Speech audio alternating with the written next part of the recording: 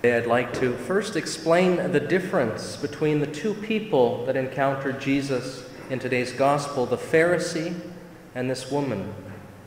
How their approaches are so different when dealing with Jesus. Then I want to look at what is a lesson that we can take out of this gospel and hopefully apply it to our lives with something practical that we can do.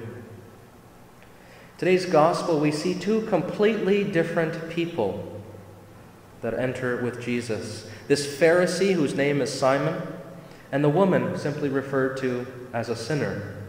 So let's start by looking at Simon the Pharisee to understand what's happening in this scene.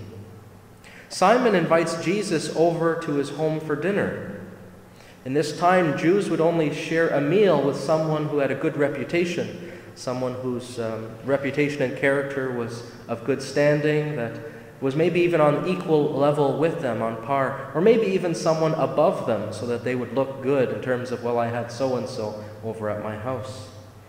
There were three cultural traditions when someone would come over for a visit. First, there was a kiss of welcome. Then there would be offering water for their feet. Remember, feet were the mode of transportation back then, so they were walking everywhere, and not everyone even had sandals, and there weren't paved roads either, so their feet would be dirty, they'd be stepping on stones, maybe bruised or cut or things like that, dirty for sure. So you would offer water to sort of care for those person's feet and make it clean to enter your home.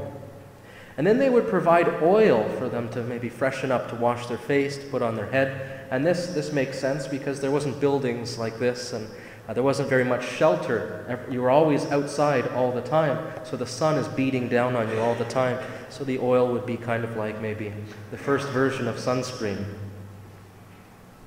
But notice that Simon, this Pharisee, never offers Jesus any of these signs of welcome or love to him. Now, for us to understand this, let's make it practical for our life today. So imagine you go to someone else's house, you're invited there, you walk in the door, they don't shake your hand, they don't give you a hug, they don't greet you at all. Kind of strange. Imagine them now when you're going over, say it's the winter, it's snowing. So imagine you go there and you visit their house, they don't offer to take your jacket, you're stuck wearing your jacket, your winter jacket in their home this whole visit. And thirdly, imagine going to someone's house and you're sitting on the couch chatting for hours maybe, and they don't offer you a drink, no snacks to eat, nothing for hours. It's not very welcoming. That's kind of the experience that Jesus felt with this Pharisee, Simon. So as we can see, Simon's actions, maybe the lack thereof, shows clearly what he is thinking, that he is thinking that maybe he's doing Jesus a favor. You're lucky to be invited to my house. He may be thinking that Jesus is lucky to even be invited to his home because he is someone of great status. So these sentiments, these feelings in his heart may come from a place of arrogance, maybe of entitlement. He doesn't treat Jesus with anything special. He doesn't roll out the red carpet, so to speak, like you or I would if Jesus was coming to our house for dinner. He doesn't treat him any differently, and in the presence of the Lord, he doesn't do anything to realize the tremendous blessing and how lucky and privileged he is to receive the Lord.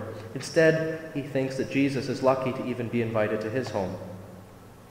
So now let's look at how this woman's interaction with Jesus is totally different. Notice how she sits behind Jesus at his feet. She doesn't dare approach him because right away she realizes that she is in the presence of God. She realizes that she is a sinful person. She begins weeping profusely in the presence of the Lord. Her feelings of remorse, of sorrow, are in her heart of her past mistakes. Notice it doesn't say that she shed a few tears, like maybe there was a little drip coming down her side of her face. It didn't say that. It said she began to bathe his feet with her tears. Bathe his feet with her tears. Now that's a lot of tears. But then in the moments that follow, she feels bad that she is crying and shedding all these tears on Jesus' feet. So what does she do? She begins to dry his feet with her hair. Not with a towel, not even with her own garments, but with her hair.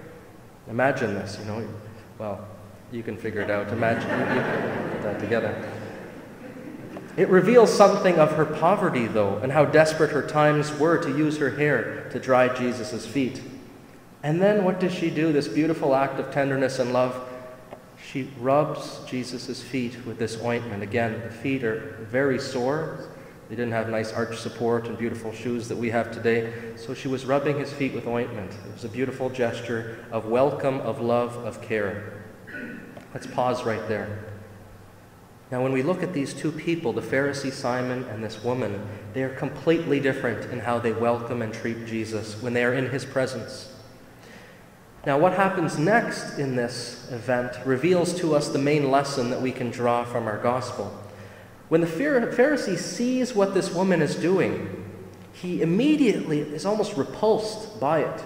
He starts to judge her and even to judge Jesus. How is it that you are letting her even touch you, come close to you? Don't you know who she is? Well, Jesus quickly rebukes this pompous and arrogant Pharisee for his condescending thoughts. Jesus reveals to him and to us that this woman's behavior is truly right and just. The main lesson from today is that you and I, that we should probably approach Jesus with the same humility of our hearts that this woman did, seeking this forgiveness and mercy of God in the presence of Jesus. This woman's example to us is a wonderful example that we should also, that move us to, in our relationship, in our encounter with Jesus, that maybe we should go towards the sacrament of confession with that same humility in our hearts, with deep sorrow in our hearts, a great regret in our hearts for our past mistakes or sins. This woman, simple gestures, it reveals so much to us. She teaches us that maybe I should approach Jesus with greater humility. Humility because I recognize that before God, I am a sinner. She teaches us that when I look at my past mistakes and my sins in my life, it should probably move me to tears as well, because I haven't lived up to my potential as a beloved son or daughter of God. And if I'm not moved to tears when I take the time to examine my conscience, then I don't fully understand the great offense that these sins have towards God and our neighbor, the great offense that our sins have towards God and our neighbor. And if we ever need a reminder of this, we just need to look at Jesus Christ crucified on the cross. When we look at the Jesus Christ crucified, we realize how painful our sins have been to God.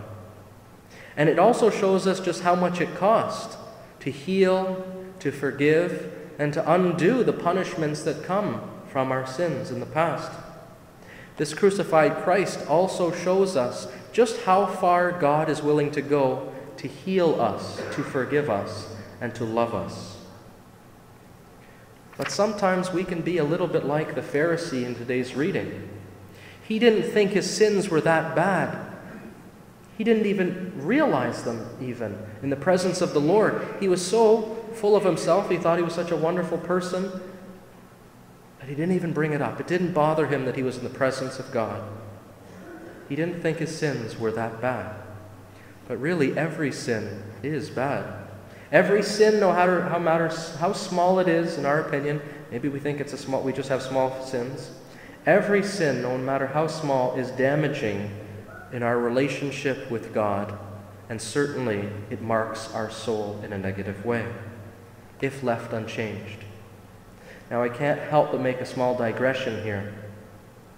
Do you know those pictures on cigarette cartons? They're really scary images, these horrible images of maybe someone's heart or their lungs or something like that, of someone who has smoked for a long period of time. I don't know about you, but you see those pictures and you just sort of want to put the box down and walk away and never touch another cigarette or stop smoking.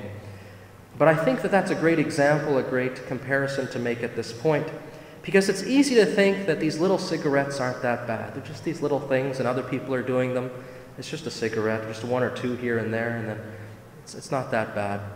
But sure enough, over time, over a prolonged period of time, these small little things will have grave effects on our physical health. We can't see our heart, we can't see our lungs, but when you look at those images, that's what's happening. with these little small things that, yeah, lots of other people are doing. It's exactly true for our small little sins. We can't see the effects on our souls, on our relationship with God that they're having, these small sins day in and day out. But over the long run, they have grave consequences if left unchanged. When we look at how Jesus responds to this woman's humility and her remorse, I think it should move us to joyful hope, to have a wonderful feeling of joyful hope. Joyful hope that if we follow her example of humility and sorrow for our sins, seeking God's forgiveness, we too can receive his tremendous mercy and be forgiven of all of our sins, not just a few, not just the big ones, all of our sins. And nowhere else in this life can we have a fresh new start than when we go to the sacrament of confession. Nowhere else can we experience this fresh start as with the sacrament of confession. When you think of, you have a friendship or maybe your spouse or your children or something like that, you may have an argument, a big disagreement. There can be forgiveness, but that wound still stays with you. You remember those times when either you weren't talking or there was a big argument, a big blow-up, someone raised their voice, whatever may have happened. You haven't spoken in years maybe. You remember those times even if all is forgiven and you're trying for that fresh start. The sacrament of confession, all is washed clean. You are completely washed clean. We are completely forgiven of our sins, and we are completely restored to our original beauty as sons and daughters of God. So may this example that we've heard today of this humble, this loving, and this fully restored woman in today's gospel inspire us, hopefully, to take the time to go to the sacrament of confession, to be made clean again in the eyes of God. And next to the Eucharist, I don't think there's anything better than the sacrament of confession in our church. It's the greatest gift we have next to the Eucharist. Let's not let that great gift go to waste.